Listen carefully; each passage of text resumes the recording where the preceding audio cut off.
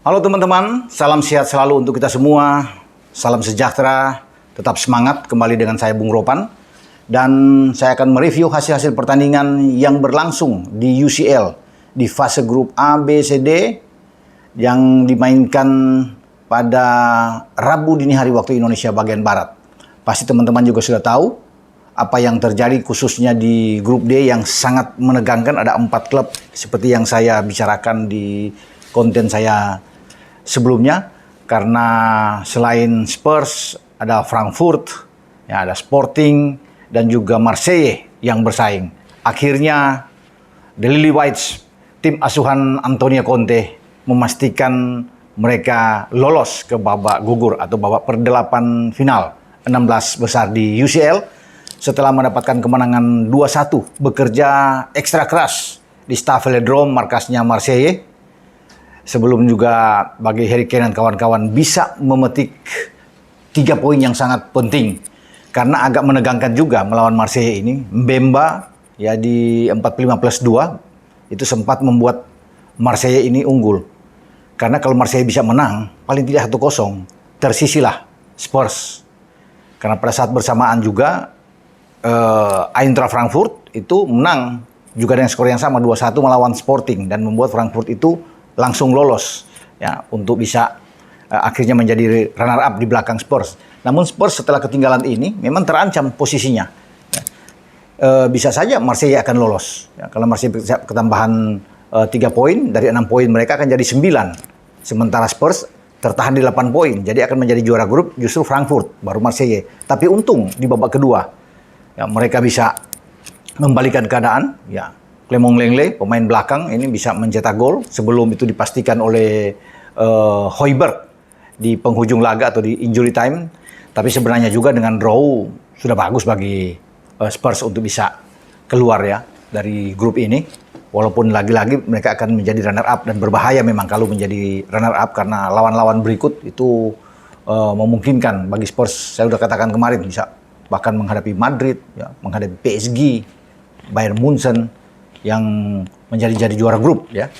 Nah, dengan mereka menang, mereka aman sekarang sebagai juara grup. Mereka terhindar dari tim-tim kuat lainnya yang sudah menjadi juara grup dan tinggal menunggu undian siapa yang menjadi lawan mereka. Tentunya pada awal tahun dengan berharap bahwa mereka bisa mendapatkan lawan yang tidak begitu sulit untuk bisa melaju sampai ke babak perempat final. Nah, Frankfurt juga sebagai wakil Jerman yang mengikuti langkah bagi Bayern Munchen ya untuk bisa lolos, karena Munchen di grup C itu lebih aman, menjadi satu-satunya tim yang meraih poin sempurna 18 poin dari 6 pertandingan tidak terkalahkan. Ini luar biasa, semua menang. Nah, mereka mencetak gol yang cukup banyak dan hanya kemasukan 2 gol, sehingga bagi tim asuhan Julian Nagelsmann ini mereka mengunci sebagai tim terbaik di fase grup. Di antara semua tim, ada 32 tim yang terbagi dari grup A sampai grup H.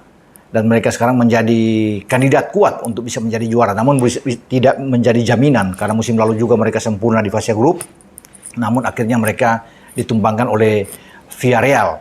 Jadi sekarang tetap harus berhati-hati bagi Joshua Kimmich dan kawan-kawan. Kemarin juga mereka bisa menang di kandang di Allianz Arena saat menjamu Internazionale of Milan, Inter Milan dengan 2 gol. Dan bagi mereka ini suatu hal yang sangat bagus tentunya karena clean sheet lagi yang mereka raih.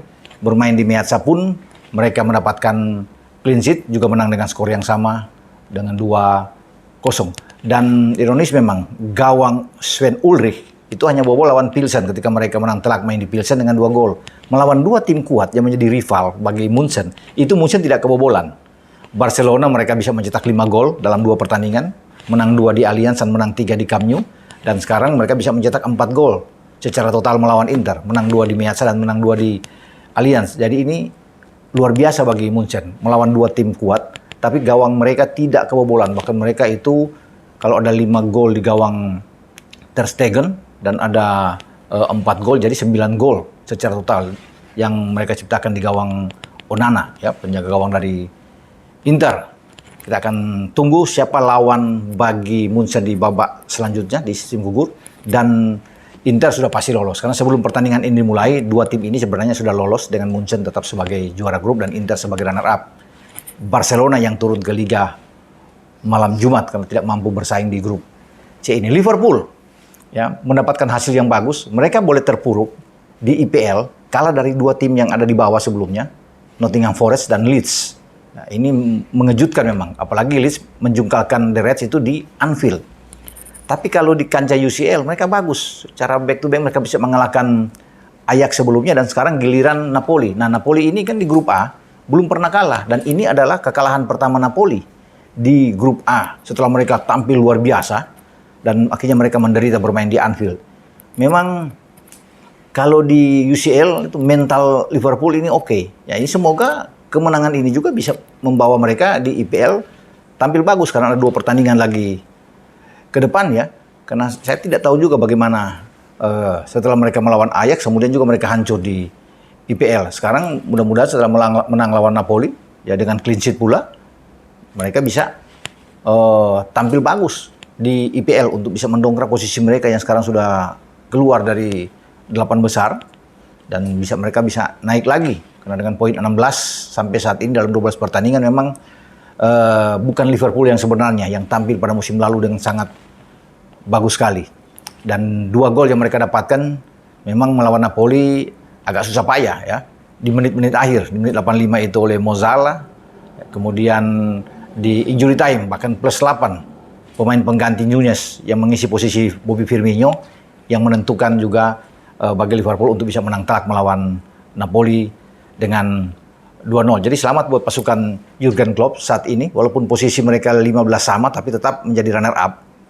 Juaranya masih Napoli karena Napoli menghajar Liverpool 4-1 di Stadion Diego Armando Maradona yang membuat Napoli itu mengunci sebagai juara grup A. Nah, Liverpool harus siap-siap dalam undian nanti sebagai runner up yang mereka bisa saja ketemu dengan Real Madrid juara grup, bisa saja ketemu dengan PSG juara grup juga H, bisa juga dengan Bayern Munchen juara grup C. Nah, menarik kalau Liverpool memang ketemu Munchen di babak 16 besar terlalu dini.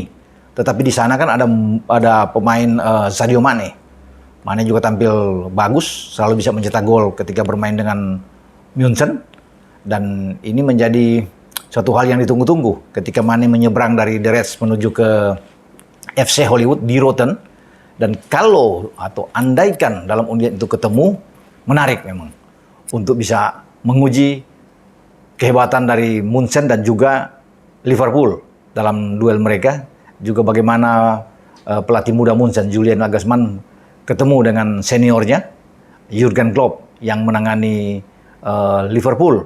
Tapi semoga kedua tim ini tidak langsung bertemu di babak 16 besar, mungkin saja ketemu di perempat final atau semifinal, kita tidak akan tahu, bahkan mungkin bisa ke final, karena tidak boleh yang menganggap remeh kan, ketika Liverpool itu sedang oleng di IPL, tapi sekarang mereka cukup bagus progres mereka bermain di UCL dan nampaknya mereka akan fokus di sini. Ketika mereka ada di sistem gugur, mereka akan terus bisa melangkah karena musim lalu mereka bisa ke final sebelum digugurkan atau dikalahkan oleh Real Madrid lewat gol Vinicius Junior ya, di Stade Frank. Ya, semoga Liverpool ini baik-baik saja, terus bisa berjalan, berlari kencang di UCL, namun mereka harus bisa memperbaiki kinerja mereka di IPL. Sampai di sini review saya dengan tim-tim besar yang sudah lolos ya ke babak selanjutnya. Sementara di grup B itu kalau nggak salah itu Porto yang sudah lolos bersama dengan Brugge ya. Nah, 2 tim ini juga diincar oleh tim-tim kuat lainnya karena siapapun yang menghadapi Porto atau menghadapi Brugge ini menjadi makanan empuk untuk bisa melaju ke babak selanjutnya. Oke, dengan Bung Ropan di sini, dan Anda juga jangan lupa mengikuti channel Ray Soccer TV di mana saya ada di sana bersama dengan Bung Yesayas, dan jangan lupa untuk subscribe channel YouTube Bung Ropan juga tetap masih didukung oleh Astra Credit Company, ACC, Dabinter, jagonya pompa air, ada croissant di sana dan kopi tubruk, gajah dan serta Resto Cafe Delis. Oke, sampai di sini. Ciao.